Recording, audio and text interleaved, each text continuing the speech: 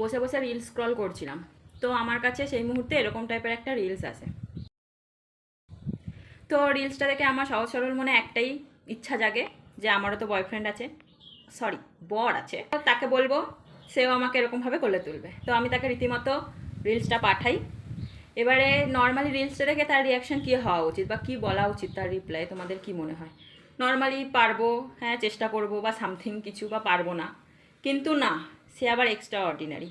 সে আমাকে ফট করে বলে উঠলো যে না গো দেখো আমি তো নাদুস নুদুস। আমি বলছি কি নাদুস নুদুস কে? বলছে আরে আমি তো নাদুস নুদুস, আমি কি পারি বলো তোমাকে নিতে ওরকম?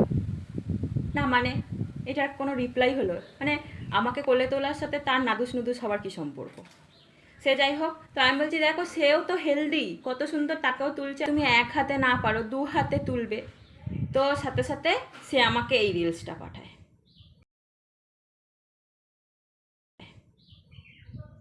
না মানে এরপর আমার তাকে আর কি বলা উচিত? তার মানে এখন সে কি চাইছে?